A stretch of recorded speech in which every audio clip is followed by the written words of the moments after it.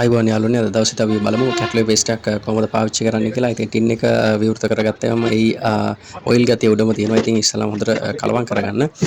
කලවම් කරගෙන අවශ්‍ය ප්‍රමාණයට කැට්ලොයි පේස්ට් සහ හාර්ඩ්නර් එකතු කරන්න ඕනේ. ඉතින් කැට්ලොයි පේස්ට් කොටස් 100ක් ගත්තොත් ආන්න කොටස් දෙකයි දාන්න ඕනේ. අපි මේ ආකාරව ස්කේල් කරගන්නවා. අපි ග්‍රෑම් 20ක් කැට්ලොයි සහ හාර්ඩ්නර් ග්‍රෑම් 0.4ක් තමයි අපි එකතු කරන්නේ. එකතු කරගෙන ඒක හොඳට කලවම් කරගන්න ඕනේ. කලවම් කරගෙන ඉවර වෙලා ඒක අවශ්‍ය තැනට දාන්න ඕනේ. අවශ්‍ය තැන ඉස්සෙල්ලාම අපි හදාගෙන ඉන්න ඕනේ. ඒකේ ඔයිල් ග්‍රීස් දූවිලි වගේ දේවල් තියෙනවනේ ඒක සුද්ධ කරගන්න ඕනේ. M600 වැනි කිමිකල් තියෙනවා ඒවා දාලා හරි සුද්ධ කරගන්න ඕනේ. සුද්ධ කරන ඉවර තමයි කැට්ලොයි පේස්ට් එක දාන්නට ඕනේ. හරි. ඉතින් කැට්ලොයි පේස්ට් එක දාන මොහොතේදී ඒ කලවම් කරගත්තු දේවල් හාර්ඩ්නර් එකයි කැට්ලොයි එකයි මිශ්‍ර කරගත්තු දේවල් ඔයාලා විනාඩි 3ත් 5ත් අතර කාලය තුලදී දාලා ඉවර කරන්න ඕනේ. හරි.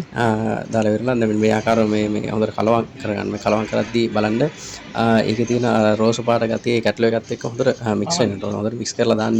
නැත්නම් සමහර වෙලාවට කැට්ලොයි වේලුනේ නැහැ. නැත්නම් ඇලෙනවා, ඇලවෙනවා. එතකොට හරියට හයි වෙලා නැහැ වගේ ප්‍රශ්න එනවා. සමහරක් ඉතින් හාර්ඩ්නර් හරියට මික්ස් වුනේ නැති වුණාම දවස් කීපයක් ගියත් දවස් වේලෙන්නේ නැහැ. ඉතින් ඒකට හාර්ඩ්නර් එක හොඳට මික්ස් වෙලා නැති ප්‍රශ්නේ තමයි. ඒ නිසා හොඳට කලවම් කරගන්න මෙන්න මේම ආලේප කරන්න. කැට්ලොයි එක ආලේප කළාට පස්සේ සාමාන්‍ය පොඩි තාඩුවක වගේ ආලේප කරොත් එම ඒක යට කොටස අල්ලලා බැලුවොත් එම හොත්තටම රත් වෙනවා. අත තියන් ඉන්න බෑ. ඒ තරම්ම රත් වෙනවා. රත් වෙලා ඊට පස්සේ නිවිලා කියලා කියන්නේ ඒක හොඳට හයි වෙලා. මේ වගේ මේ ගලවන්න උත්සාහ කරත් ගලවන්නට බෑ. විනාඩි 20ක් 30ක් අතර කාලයක් වියලීමට තබා බැලි කඩදාසියක් භාවිතයෙන් පුෂ්ඨය සිනිඳු කරගන්න.